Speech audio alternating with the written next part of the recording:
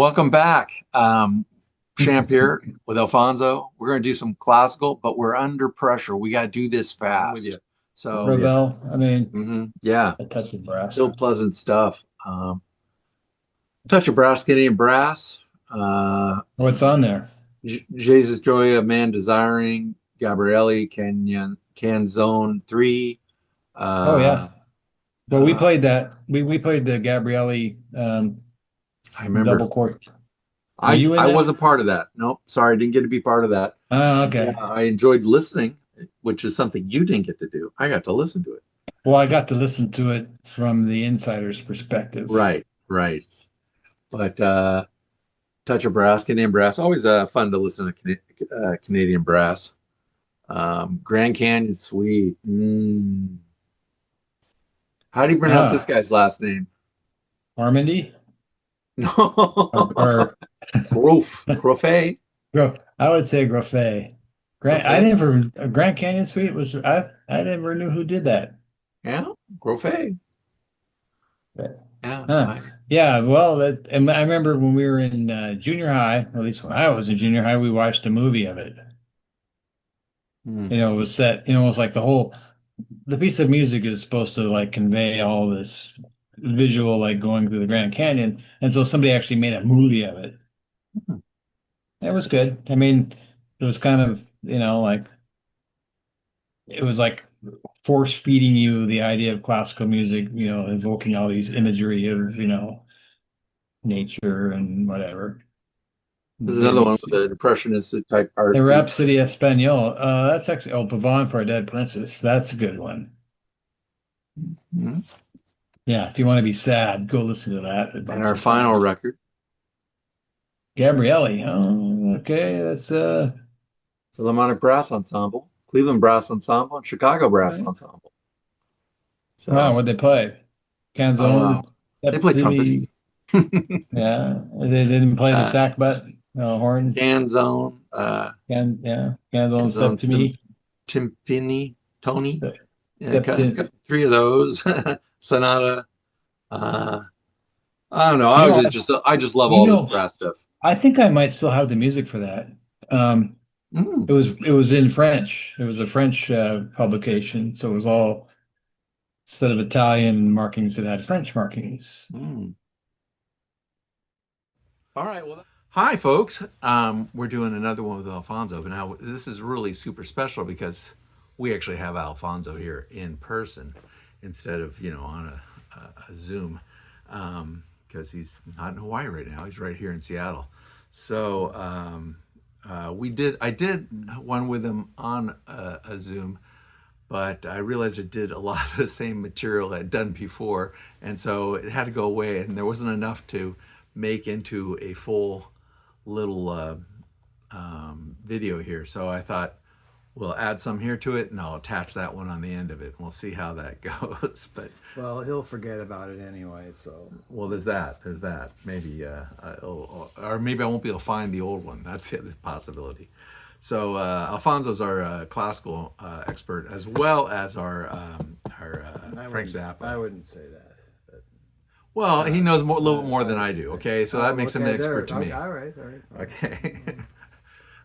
So we got Mahler Symphonies, Oh, which one? number 4 in G, with the Pittsburgh Symphony Orchestra, conducted by Andre Previn. You got any thoughts on that? Oh, Mahler's Fourth is not one that I'm as familiar with. My favorite Mahler was Mahler's First and Mahler's Sixth and Seventh Uh huh. and Ninth. So you picked one that I'm. Not that familiar with. Oh, that's Well, okay. but let me see. You can look at it real quick. We got other ones. Let me listen to it real quick. Uh, That's all right. I think it's best to just move on these things because oh, okay. if I don't because I've done it with my brother so many times where we talk about something and then I find out that we're completely wrong, and it might be better to just shut up and move on. Yes, So, it's sehr behaglich. ooh, So, Nicht all right, schlecht. all right, all right. sehr gut. Well, here's another Andre Previn. Previn plays Gershwin. It has very Americana Well, design. Previn, he was a jazz pianist too, right? Right, right. Gershwin, there he is. Rhapsody in Blue and American in Paris, and then Concerto in F. Gershwin? I guess. Previn on piano and Howard Snell on trumpet. And he has the London Symphony Orchestra. And London Symphony Orchestra is really good. I've heard plenty of things about London Symphony. Didn't they also do Star Wars? London Probably. Symphony? Well, didn't they play with Zappa too? They played. I do believe so. Yes, yes.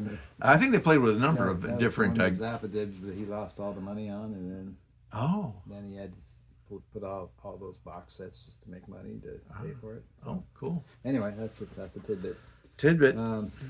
American in Paris and Rhapsody in Blue was one of my first you wouldn't call it classical, but it's done with an orchestra, and that when I was young, when I was like in 7th grade or something. Right. When I first heard it, and so that went, oh, this is kind of cool. Yeah. Gershwin. And American in Paris, that's just madcap happiness.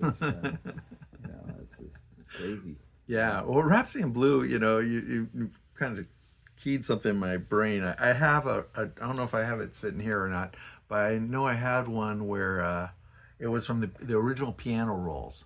Well, when it's played from a piano roll and then they add orchestration to it, it was like, when a guy's playing solo piano, he might speed up certain sections, and that's what he did. He sped up certain sections, and now you have this orchestra trying to play really fast to go along with it, and it was frenetic.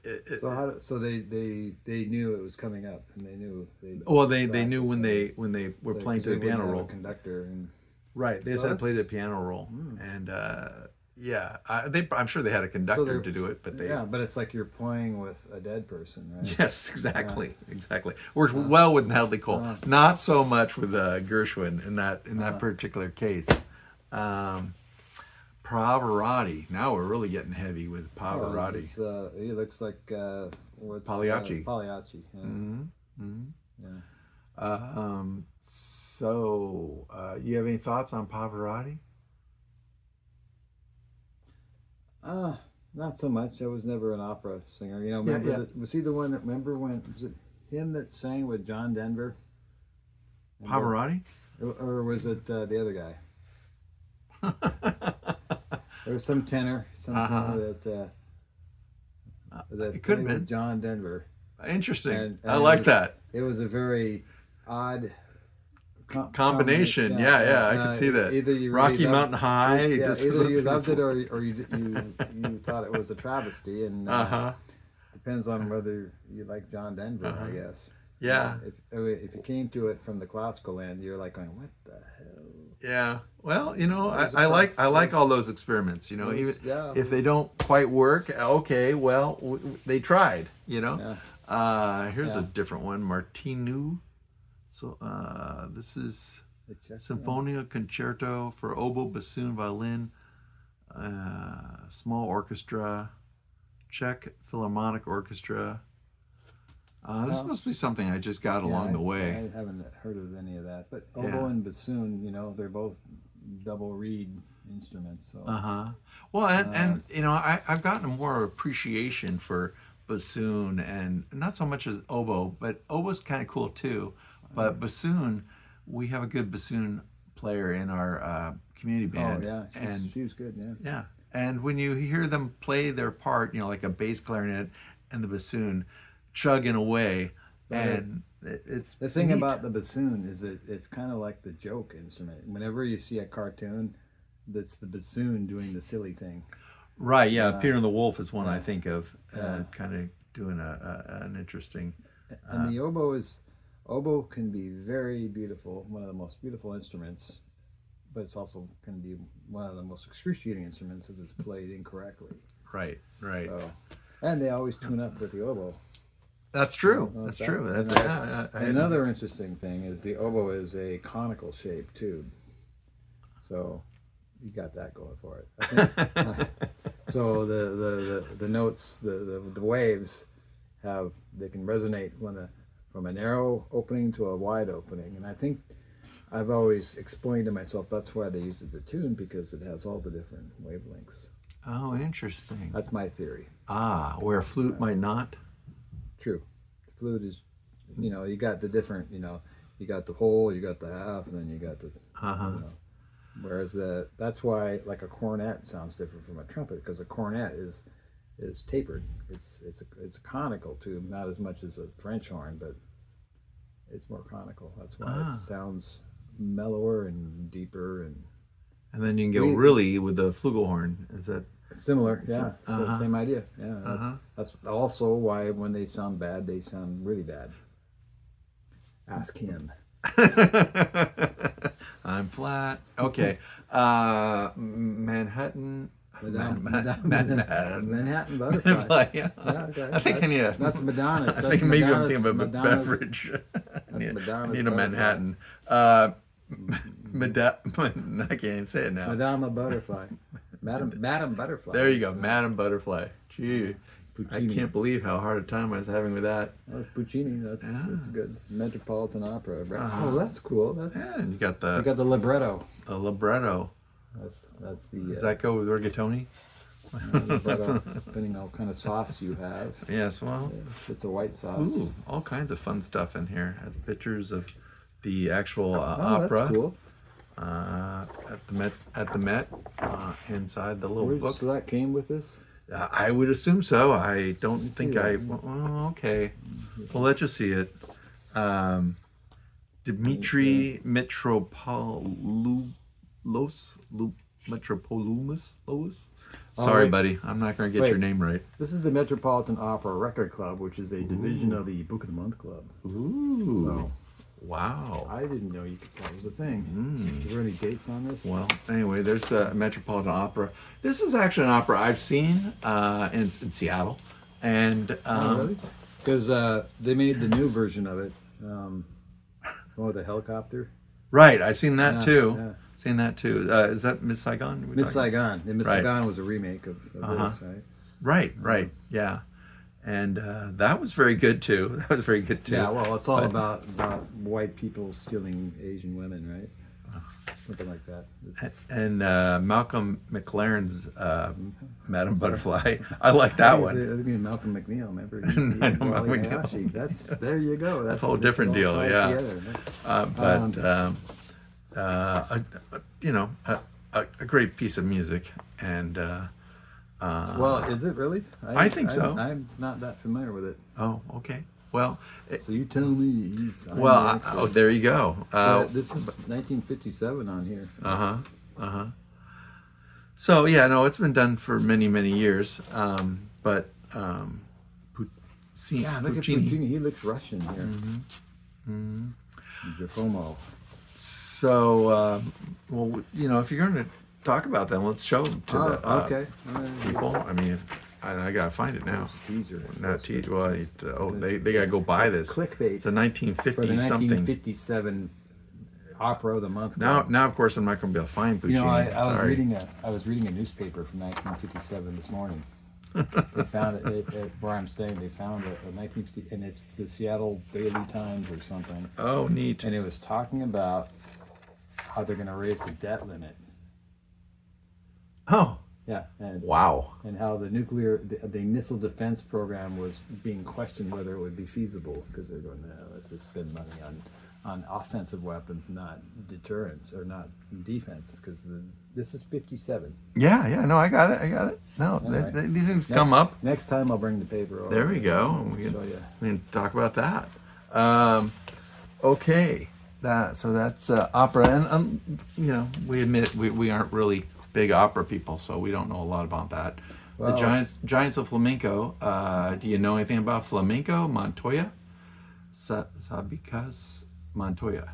I think this is the older. Isn't there like a father and son? Well, you know what you should do? You should have Linnea come over, because she's the dancer person. I don't know about flamenco, but the whatever, maybe merengue. But great guitar and flamenco. I mean, if you like Paco de Lucy, Do I have that wrong? Go ahead, tell me. Paco de Lucia. Okay, Paco de Lucia. Lucia. Lucia. Oh, how about Andre I'm not Segovia? Latin. And, Yeah. I think that may be who I was thinking when I saw Montoya. That's yeah. Montoya. That's the new vehicle from Mitsubishi. No. Oh, how about this one? Rossini, William Rossini? Tell, Oh, sure. Yeah.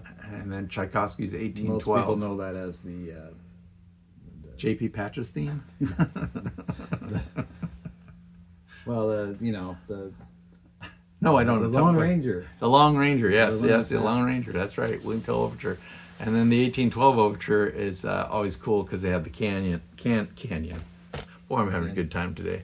Yeah, Canyon. there's the Grand Canyon There's Suite. the Grand Canyon Suite. There's a whole different deal, but a couple of good ones. Good ones to enjoy. And last one I have here. Enjoy it. Yeah, enjoy it. Go buy it. Yeah. Dvorak.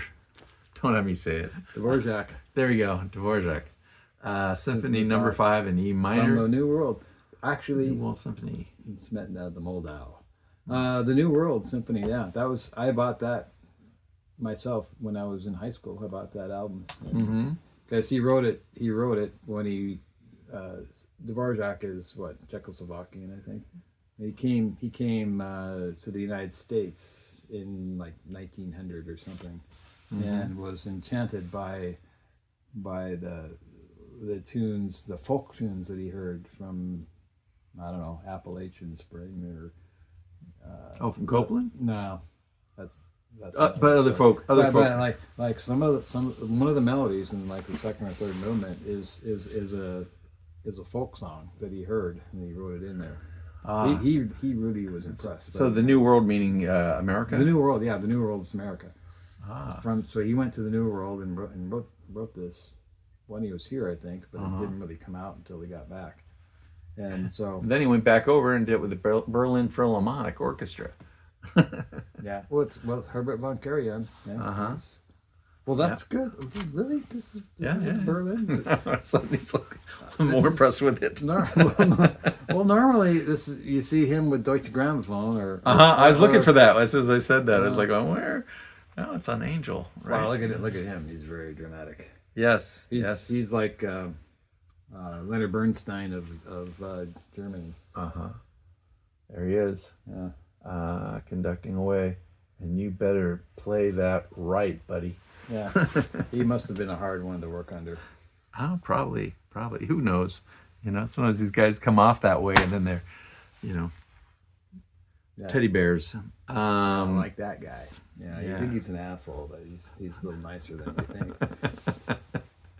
think. So we'll patch this with the other one, and then he says he probably this isn't even recording, is it? No, this is just for our fun. Okay, this is a run through. So you guys all have a great day, and we'll catch you next time, and champ out.